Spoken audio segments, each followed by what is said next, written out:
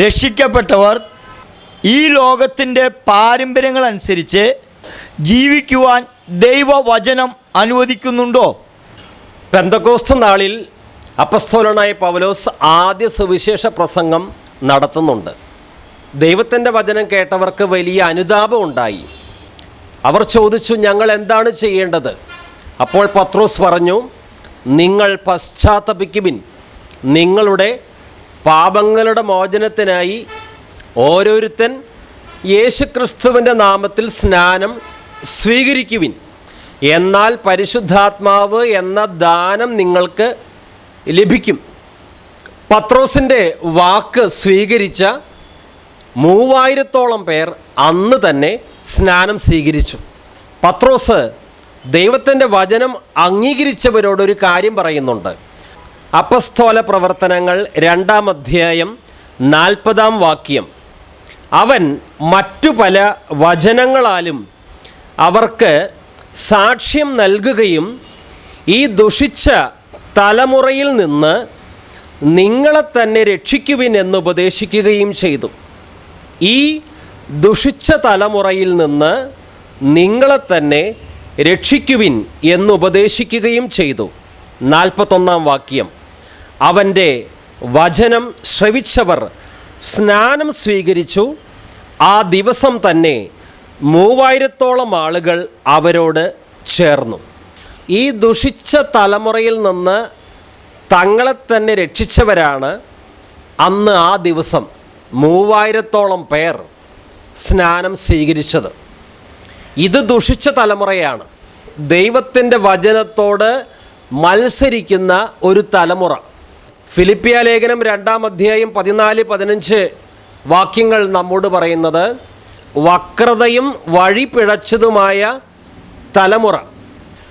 ക്രിസ്തീയ സഭ അധികം മാലിന്യവും വക്രതയും കോട്ടവുമില്ലാതെ നിലനിന്നത് ഏകദേശം 4-ാം നൂറ്റാണ്ട് വരെ മാത്രമാണ്.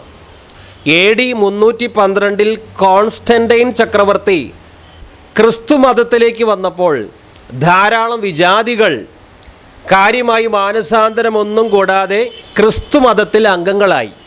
അവർ വന്നപ്പോൾ അവരുടെ പഴയ ആചാരങ്ങളും വിഗ്രഹാരാധനകളും ഒക്കെ കൊണ്ടുവന്നു. അവരുടെ അത്തരത്തിലുള്ള ആചാരങ്ങളെയൊക്കെ ഒരു ക്രിസ്തീയ പരിവേഷം കൊടുത്തു. പിന്നീട് വന്ന പല സഭാ നേതാക്കളും കർത്താവിനോടും അവിടുത്തെ വചനത്തോടും വിശ്വസ്തരായിരുന്നില്ല. അവർ ഈ ലോകമോഹങ്ങളാൽ സ്വാധീനിക്കപ്പെട്ട് പണം, അധികാരം, യുദ്ധം, മറ്റു പല പാപങ്ങൾ ഇവയ്ക്ക് അടിമകളായ ഒരുപാട് ക്രിസ്തീയ സഭാ നേതാക്കൾ ക്രിസ്തീയ ഗോളത്തിൽ ഉണ്ടായിരുന്നുവെന്ന് ക്രിസ്തീയ സഭാ ചരിത്രം പഠിച്ചാൽ നമുക്ക് മനസ്സിലാക്കാൻ കഴിയും. അവരുടെ ബുദ്ധിയിൽ ഉദിച്ച ഒരുപാട് വചനവിരുദ്ധമായ ആശയങ്ങളും അവർ കണ്ടുപിടിച്ച ജപങ്ങളും അനുഷ്ഠാനങ്ങളുമൊക്കെ പിൽക്കാലത്ത് വളരെ ഭക്തിപൂർവം നടപ്പിലാക്കുകയുണ്ടായി. അവ പിന്നീട് പാരമ്പര്യങ്ങളായി. പിന്നീട് ബൈബിളിനല്ല സ്ഥാനം, ഈ പാരമ്പര്യങ്ങൾക്കാണ് സ്ഥാനം. അതുകൊണ്ട് ദുഷിച്ച തലമുറയിൽ നിന്ന് നിങ്ങളെ തന്നെ രക്ഷിക്കുവിൻ. നമുക്കെല്ലാവർക്കും ഈ ഉത്തരവാദിത്വമുണ്ട്. ദൈവത്തിൻ്റെ വചനമായ ബൈബിളിന് നിരക്കാത്തതും വചനവിരുദ്ധവുമായ ഒരുപാട് ആചാരങ്ങൾ, അനുഷ്ഠാനങ്ങൾ ഈ ദുഷിച്ച തലമുറയിൽ, ഈ വക്രതയും വഴിപിഴച്ചതുമായ തലമുറയിൽ ധാരാളം കാണാം. അതുപോലെ തന്നെ ഒരുപാട് പാപങ്ങൾ. ഇതിൽ നിന്ന് ഒരു വിശ്വാസി അവനെ തന്നെ കാത്തു സൂക്ഷിക്കണം. നിങ്ങൾ മാനസാന്തരപ്പെട്ട് സ്നാനം സ്വീകരിക്കണം, പരിശുദ്ധാത്മാവിനെ പ്രാപിക്കണം. മാത്രമല്ല, ഈ ദുഷിച്ച തലമുറയിൽ നിന്ന് നിങ്ങളെ തന്നെ രക്ഷിക്കണം. ഈ തലമുറ ദുഷിച്ച തലമുറയാണ്. കർത്താവിനോടും അവിടുത്തെ വചനങ്ങളോടും വിശ്വസ്തരല്ലാത്ത ഒരുപാട് ആളുകൾ ഇന്ന് ലോകത്തിലുണ്ട്. അതുകൊണ്ട് അവർ കണ്ടുപിടിച്ച ആചാരങ്ങൾ, അനുഷ്ഠാനങ്ങൾ, അവർ കണ്ടുപിടിച്ച ഭക്തിമാർഗങ്ങൾ, അതിന് യെസ് പറഞ്ഞുകൊണ്ട് നാം മുന്നോട്ട് പോവുകയാണെങ്കിൽ ഒരിക്കലും കർത്താവിനോടും അവിടുത്തെ വചനത്തോടും വിശ്വസ്തരാകുവാൻ നമുക്ക് സാധിക്കുകയില്ല. അതുകൊണ്ട് ദൈവത്തിൻ്റെ വചനം നമ്മോട് പറയുന്നു, ഈ ദുഷിച്ച തലമുറയിൽ നിന്ന് നിങ്ങളെ തന്നെ രക്ഷിക്കുവിൻ. ബൈബിൾ മാത്രം പോരാ, പാരമ്പര്യങ്ങളും എനിക്ക് വേണം എന്ന് വിശ്വസിക്കുന്ന ഒരുവനാണ് ഞാനെങ്കിൽ ഈ ബൈബിളിലെ വചനങ്ങളെ സ്നേഹിക്കുവാൻ എനിക്ക് ആത്മാർത്ഥമായി കഴിയുമോ? ബൈബിൾ മാത്രം പോരാ, എനിക്ക് പാരമ്പര്യങ്ങളും കൂടെ വേണമെന്ന് വിശ്വസിക്കുന്ന ഒരുവനാണ് ബ്രദറെങ്കിൽ ഒരിക്കലും ഈ ദൈവത്തിൻ്റെ വചനമായ ബൈബിളിനെ സ്നേഹിക്കാൻ പറ്റില്ല. ഒന്നുകിൽ ബ്രദർ പാരമ്പര്യത്തെ സ്നേഹിക്കും, അല്ലെങ്കിൽ ബൈബിളിനെ സ്നേഹിക്കും. കാരണം പാരമ്പര്യങ്ങൾ മാനുഷികമാണ്. മാനുഷിക ബുദ്ധിയിൽ ഉദിച്ച ആശയങ്ങൾ അതാണ് പിന്നീട് പാരമ്പര്യങ്ങളായി ഇപ്പോൾ നിലനിൽക്കുന്നത്. മാത്രമല്ല, ഒരു യഥാർത്ഥ ക്രിസ്ത്യാനിയായി ബ്രദറിന് ജീവിക്കണമെങ്കിൽ പാരമ്പര്യത്തിൻ്റെ പുറകെ പോയാൽ ഒരിക്കലും കഴിയുകയില്ല. ബൈബിൾ മാത്രം എൻ്റെ വിശ്വാസത്തിൻ്റെ ഏക അടിസ്ഥാനം എന്ന് വിശ്വസിച്ചാൽ മാത്രമേ കർത്താവിനാൽ അംഗീകരിക്കപ്പെട്ട ഒരു ക്രിസ്ത്യാനിയായി ബ്രദറിന് ജീവിക്കാനായി സാധിക്കുകയുള്ളൂ. ഇനി വിശുദ്ധ ബൈബിളിലെ ദൈവവചനത്തിൻ്റെ ശ്രേഷ്ഠത നാം തിരിച്ചറിഞ്ഞാൽ പിന്നെ ഒരിക്കലും പാരമ്പര്യത്തിൻ്റെ പുറകെ നമ്മൾ പോകുകയില്ല. നാം വാസ്തവമായി യേശുക്രിസ്തുവിനെ സ്നേഹിക്കുന്നവരാണെങ്കിൽ അവിടുത്തെ വചനമായ ബൈബിളിനെയും നമ്മൾ സ്നേഹിക്കും. ദാവീദ് കർത്താവിനെ സ്നേഹിച്ചു. കർത്താവിൻ്റെ ഹൃദയപ്രകാരമുള്ളവനായിരുന്നു ദാവീദ്. ദാവീദ് കർത്താവിനെ സ്നേഹിച്ചപ്പോൾ കർത്താവിൻ്റെ നിയമങ്ങളും കർത്താവിൻ്റെ ചട്ടങ്ങളും കർത്താവിൻ്റെ പ്രമാണങ്ങളും ദാവീദിന് ഏറ്റവും പ്രിയമായിരുന്നു. ദാവീദ് പാരമ്പര്യങ്ങളെയല്ല സ്നേഹിച്ചത്. പാരമ്പര്യങ്ങളെ പുകഴ്ത്തിയിട്ടല്ല സങ്കീർത്തനങ്ങൾ ദാവീദ് ചമച്ചത്. ദൈവത്തോടുള്ള സ്നേഹം ദൈവത്തിൻ്റെ വചനത്തോടുള്ള സ്നേഹമായി മാറി.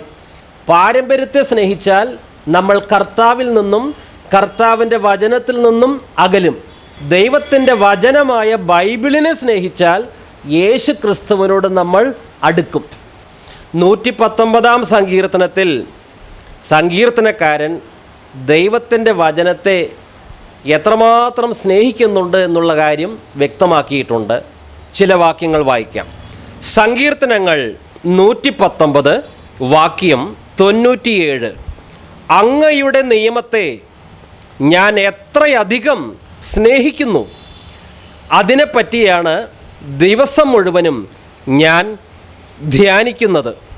സങ്കീർത്തനങ്ങൾ 119 112. അവിടുത്തെ ചട്ടങ്ങൾ അന്ത്യം വരെ ഇടവിടാതെ പാലിക്കാൻ ഞാൻ എൻ്റെ ഹൃദയത്തെ ഉത്സുകമാക്കിയിരിക്കുന്നു. സങ്കീർത്തനങ്ങൾ 119 112. അവിടുത്തെ ചട്ടങ്ങൾ അന്ത്യം വരെ ഇടവിടാതെ പാലിക്കാൻ ഞാൻ എൻ്റെ ഹൃദയത്തെ ഉത്സുകമാക്കിയിരിക്കുന്നു. ഇനി 48 വാക്യം. ഞാൻ അങ്ങയുടെ പ്രമാണങ്ങളെ ആദരിക്കുന്നു, ഞാൻ അവയെ സ്നേഹിക്കുന്നു, ഞാൻ അങ്ങയുടെ ചട്ടങ്ങളെപ്പറ്റി ധ്യാനിക്കുന്നു. 119 സങ്കീർത്തനം 4 5 വാക്യങ്ങൾ. അങ്ങയുടെ പ്രമാണങ്ങൾ ശ്രദ്ധാപൂർവം പാലിക്കണമെന്ന് അങ്ങ് കൽപ്പിച്ചിരിക്കുന്നു. അങ്ങയുടെ ചട്ടങ്ങൾ പാലിക്കുന്നതിൽ ഞാൻ സ്ഥിരതയുള്ളവൻ ആയിരുന്നെങ്കിൽ. അങ്ങയുടെ പ്രമാണങ്ങൾ ശ്രദ്ധാപൂർവം പാലിക്കണമെന്ന് അങ്ങ് കൽപ്പിച്ചിരിക്കുന്നു. 119 സങ്കീർത്തനം 89 വാക്യം. കർത്താവേ, അങ്ങയുടെ വചനം സ്വർഗത്തിൽ എന്നേക്കും സുസ്ഥാപിതമാണ്. കർത്താവേ, അങ്ങയുടെ വചനം സ്വർഗത്തിൽ എന്നേക്കും സുസ്ഥാപിതമാണ്. നാം ദൈവവചനത്തെ സ്നേഹിക്കണം. ദൈവത്തിൻ്റെ വചനം സ്വർഗത്തിൽ സുസ്ഥാപിതമാണ്. എന്നാൽ മാനുഷികമായ പാരമ്പര്യങ്ങൾ, ബൈബിളിൽ കാണാത്തതും ബൈബിളിന് വിരോധവുമായ പാരമ്പര്യങ്ങളൊന്നും സ്വർഗത്തിൽ സുസ്ഥാപിതമല്ല. ഈ വചനവിരുദ്ധമായ പാരമ്പര്യങ്ങളൊക്കെ മനുഷ്യൻ കണ്ടുപിടിച്ചതാണ്. അത് കണ്ടുപിടിച്ച പല മനുഷ്യരും മരിച്ചുപോയി. പക്ഷേ വചനത്തിൻ്റെ ഉടയവൻ ദൈവമാണ്. ദൈവത്തിന് മരണമില്ല, അവിടുത്തെ വചനത്തിനും മരണമില്ല. അവിടുത്തെ വചനം സ്വർഗത്തിൽ എന്നേക്കും സ്ഥിരമായിരിക്കുന്നു. സ്വർഗത്തിൽ എന്നേക്കും സുസ്ഥാപിതമായിരിക്കുന്ന ഈ ദൈവത്തിൻ്റെ വചനത്തോട്, വിശുദ്ധ ബൈബിളിനോട് നാം ആത്മാർത്ഥ സ്നേഹമുള്ളവരായി മാറിയാൽ വചനവിരുദ്ധവും മാനുഷികവുമായ എല്ലാ പാരമ്പര്യങ്ങളോടും, അത് ഏത് സഭ കൊണ്ട് നടക്കുന്ന ആചാരങ്ങളായാലും, അവയോടൊക്കെ വിട പറയുവാൻ നമുക്ക് യാതൊരു ബുദ്ധിമുട്ടും ഉണ്ടായിരിക്കുകയില്ല. മർക്കോസ് 16:15-16. പിന്നെ അവൻ അവരോട്, നിങ്ങൾ ഭൂലോകത്തിലൊക്കെയും പോയി സകല സൃഷ്ടിയോടും സുവിശേഷം പ്രസംഗിപ്പിൻ. വിശ്വസിക്കുകയും സ്നാനമേൽക്കുകയും ചെയ്യുന്നവൻ രക്ഷിക്കപ്പെടും, വിശ്വസിക്കാത്തവൻ ശിക്ഷാവിധിയിൽ അകപ്പെടും. കർത്താവായ യേശുക്രിസ്തുവിൻ്റെ ഈ കൽപ്പന പ്രകാരം ഞാൻ മറ്റന്നാൾ ഒക്ടോബർ 14 2019 തിങ്കളാഴ്ച സ്നാനമേൽക്കാൻ പോവുകയാണ്. ഞാൻ സ്നാനപ്പെട്ട് കഴിഞ്ഞാൽ എൻ്റെ ആരാധനാ ജീവിതത്തിലും പ്രാർത്ഥനാ ജീവിതത്തിലും മാറ്റം വരുത്തേണ്ടതുണ്ട് എന്ന് ബൈബിൾ വായിച്ചപ്പോൾ എനിക്ക് ബോധ്യമായി. ശരിയാണ്. വിശ്വസിച്ച് സ്നാനം സ്വീകരിക്കുന്നവൻ രക്ഷിക്കപ്പെടും, വിശ്വസിക്കാത്തവൻ ശിക്ഷാവിധിയിലകപ്പെടും. ഇത് ഏതെങ്കിലും ഒരു സഭയുടെ കൽപ്പനയല്ല, പെന്തക്കോസ്ത് സഭയുടെയോ മറ്റേതെങ്കിലും സഭയുടെ കൽപ്പനയല്ല. ബ്രദറിനെ ഈ നിമിഷം വരെ ജീവൻ നൽകി നിലനിർത്തിയ കർത്താവായ യേശുക്രിസ്തുവിൻ്റെ കൽപ്പനയാണ്. ഒരുവൻ സ്നാനം സ്വീകരിക്കുന്നത് ഒരു പുതിയ ജീവിതത്തിന് വേണ്ടിയാണ്. റോമാലേഖനം 6:4 മുതൽ വായിക്കുന്നു. അങ്ങനെ അവൻ്റെ മരണത്തോട് നമ്മെ ഐക്യപ്പെടുത്തിയ സ്നാനത്താൽ നാം അവനോടൊത്ത് സംസ്കരിക്കപ്പെട്ടു. ക്രിസ്തു മരിച്ചതിന് ശേഷം പിതാവിൻ്റെ മഹത്വത്തിൽ ഉയർത്തെഴുന്നേറ്റതുപോലെ നാമും പുതിയ ജീവിതം നയിക്കേണ്ടതിനാണ് അവനോടൊത്ത് സംസ്കരിക്കപ്പെട്ടത്. നാമും പുതിയ ജീവിതം നയിക്കേണ്ടതിനാണ് അവനോടൊത്ത് സംസ്കരിക്കപ്പെട്ടത്. ഇവിടെ സ്നാനത്തിൻ്റെ ഉദ്ദേശം പറയുന്നുണ്ട്. സ്നാനത്തെ ഇവിടെ സംസ്കാരത്തോടാണ് തുലനപ്പെടുത്തിയിരിക്കുന്നത്. ഒരു പുതിയ ജീവിതം നയിക്കാനാണ് നാം കർത്താവിനോടൊത്ത് സംസ്കരിക്കപ്പെടുന്നത്.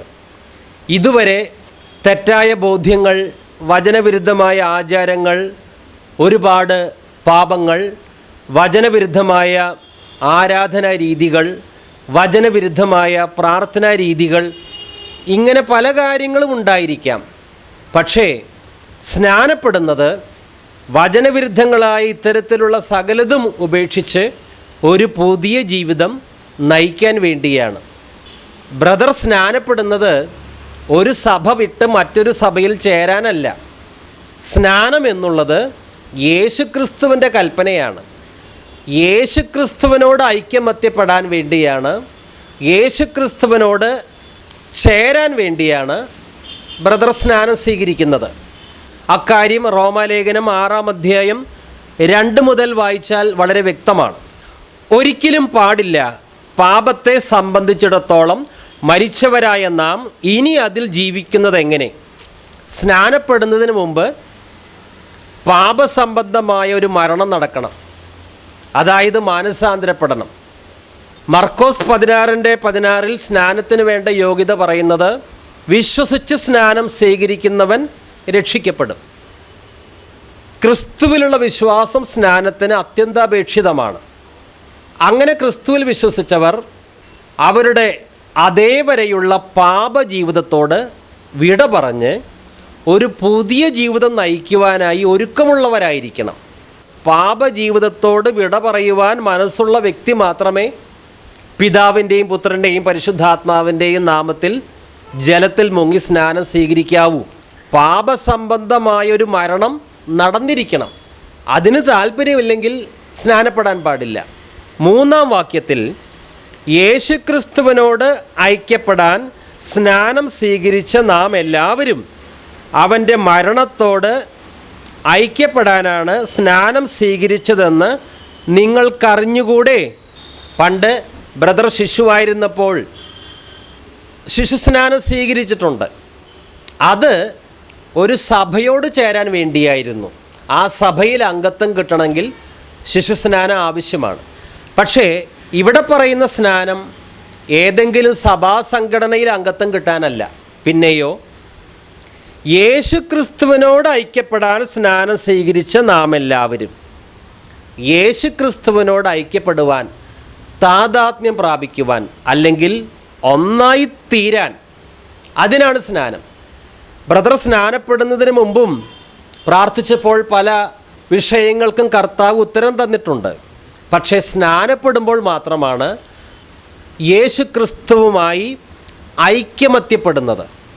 അപ്പോൾ സ്നാനം സ്വീകരിക്കുന്നത് പെന്തക്കോസ്തിൽ ചേരാനല്ല, സ്നാനം സ്വീകരിക്കുന്നത് യേശുക്രിസ്തുവിനോട് ഐക്യമത്യപ്പെടാൻ. മാത്രമല്ല, യേശുക്രിസ്തുവിനോട് ഐക്യപ്പെടാൻ സ്നാനം സ്വീകരിച്ച നാം എല്ലാവരും അവൻ്റെ മരണത്തോട് ഐക്യപ്പെടാനാണ് സ്നാനം സ്വീകരിച്ചതെന്ന് നിങ്ങൾക്കറിഞ്ഞുകൂടെ? ഒന്ന്, യേശുക്രിസ്തുവിനോട് ഐക്യപ്പെടാൻ. രണ്ട്, യേശുക്രിസ്തുവിൻ്റെ മരണത്തോട് ഐക്യപ്പെടാനാണ്.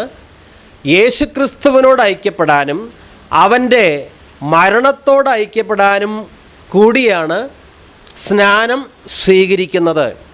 ഈ അറിവ് വ്യക്തമായി ഉണ്ടായിരിക്കണം.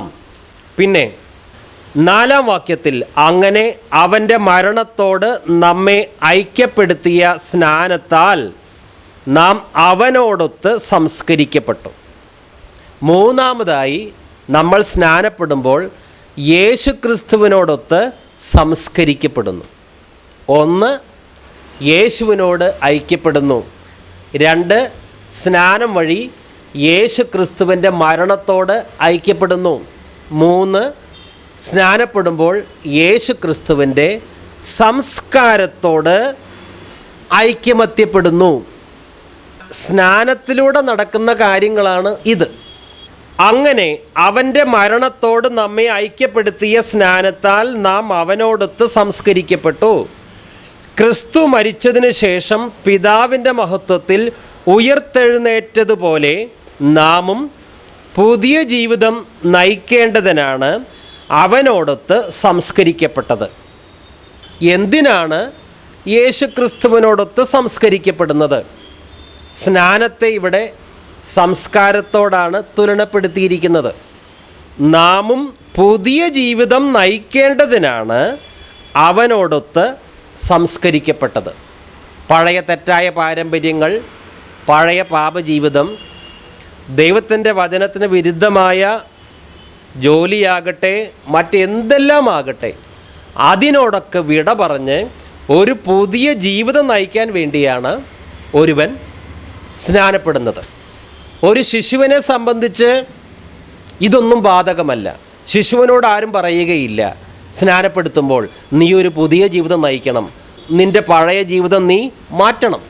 അങ്ങനെ ശിശുവിനോട് ആരും പ്രസംഗിക്കാറില്ല. പക്ഷേ ബൈബിൾ പ്രകാരമുള്ള സ്നാനം മാനസാന്തരപ്പെട്ടവർക്കാണ്. പാപജീവിതത്തോട് വിട പറയാൻ മനസ്സുള്ളവർക്കാണ് ബൈബിൾ പറയുന്ന സ്നാനം. ഇത് കുഞ്ഞുങ്ങൾക്ക് കൊടുക്കാനുള്ളതല്ല. പാപജീവിതത്തോട് വിട പറയുവാൻ തയ്യാറുണ്ടാവുകയും എന്നിട്ട് യേശുക്രിസ്തുവിനോടൊത്ത് ഒരു പുതിയ ജീവിതം നയിക്കാൻ ആഗ്രഹമുള്ള വ്യക്തിയാണ് പിതാവിൻ്റെയും പുത്രൻ്റെയും പരിശുദ്ധാത്മാവിൻ്റെയും നാമത്തിൽ സ്നാനം സ്വീകരിക്കേണ്ടത്.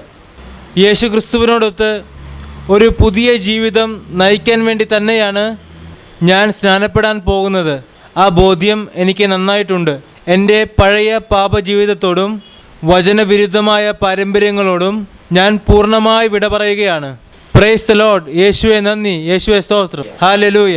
2 കൊരിന്ത്യർ 5:17 ഒരുത്തൻ ക്രിസ്തുവിലായാൽ അവൻ പുതിയ സൃഷ്ടിയാകുന്നു, പഴയത് കഴിഞ്ഞുപോയി, ഇതാ അത് പുതുതായി തീർന്നിരിക്കുന്നു. പ്രിയ സഹോദരൻ പറഞ്ഞതുപോലെ തന്നെ 2 ദിവസങ്ങൾക്ക് ശേഷം പിതാവിൻ്റെയും പുത്രൻ്റെയും പരിശുദ്ധാത്മാവിൻ്റെയും നാമത്തിൽ ജലത്തിൽ മുങ്ങി സ്നാനം സ്വീകരിച്ചുകൊണ്ട് യേശുക്രിസ്തുവിൻ്റെ കൽപ്പന അനുസരിക്കുവാൻ മഹാകൃപ കർത്താവ് ആ സഹോദരന് നൽകി. സത്യം നിങ്ങൾ അറിയുകയും സത്യം നിങ്ങളെ സ്വതന്ത്രമാക്കുകയും ചെയ്യും എന്ന് കർത്താവ് പറഞ്ഞിട്ടുണ്ട്. പാരമ്പര്യത്തിൻ്റെ വലിയ ബന്ധനത്തിൽ നിന്ന് കർത്താവ് തന്നെ തൻ്റെ വചനമയച്ച് പ്രിയ സഹോദരനെ സ്വതന്ത്രനാക്കി.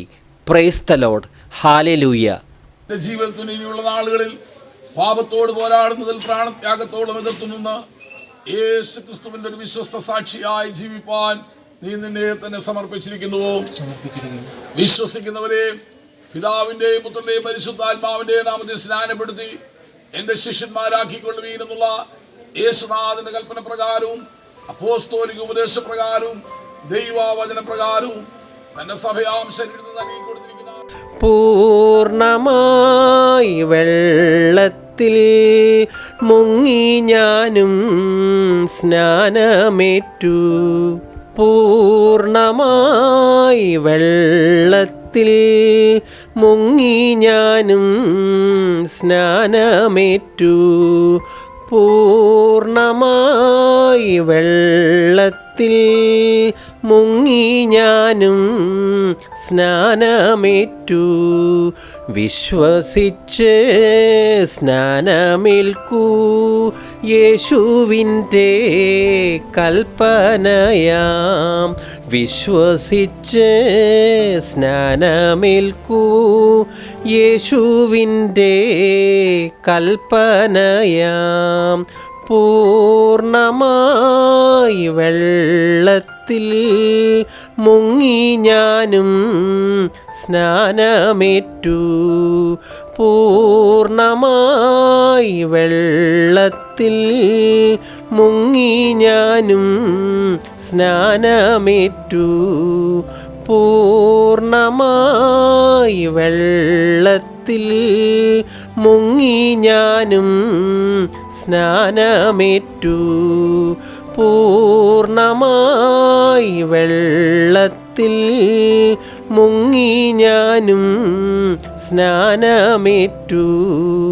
വിശ്വസിച്ച് സ്നാനമേൽക്കൂ, യേശുവിൻ്റെ കൽപ്പനയാ. എൻ്റെ പ്രാർത്ഥനാ ജീവിതത്തിലും എൻ്റെ ആരാധനാ ജീവിതത്തിലും മാറ്റം വരുത്തേണ്ടത് ആവശ്യമാണെന്ന് എനിക്ക് ബോധ്യമായി. ഇനി ഞാൻ എങ്ങനെയാണ് കുടുംബ പ്രാർത്ഥന നടത്തേണ്ടത്? ബ്രദർ ഇപ്പോൾ വായിച്ചല്ലോ, ഒരുവൻ ക്രിസ്തുവിലായാൽ അവൻ പുതിയ സൃഷ്ടിയാണ്, പഴയത് കഴിഞ്ഞുപോയി, ഇതാ സകലവും പുതുതായി തീർന്നിരിക്കുന്നു. ആരും നീതിമാനില്ല, എല്ലാവരും പാപം ചെയ്തവരാണ്. പണ്ട് ഒരുപാട് പാപങ്ങൾ ചെയ്തിട്ടുണ്ടായിരിക്കാം. അതുപോലെ തന്നെ വചനവിരുദ്ധമായ ആചാരങ്ങൾ, അനുഷ്ഠാനങ്ങൾ, ചടങ്ങുകൾ അതൊക്കെ ജീവിതത്തിൽ കടന്നുകൂടിയിട്ടുണ്ടായിരിക്കാം. എന്നാൽ നമ്മൾ സ്നാനപ്പെട്ടതിന് ശേഷം വചനപ്രകാരം നമ്മുടെ പ്രാർത്ഥനാ ജീവിതവും വചനപ്രകാരം നമ്മുടെ ആരാധനാ ജീവിതവും ക്രമപ്പെടുത്തണം.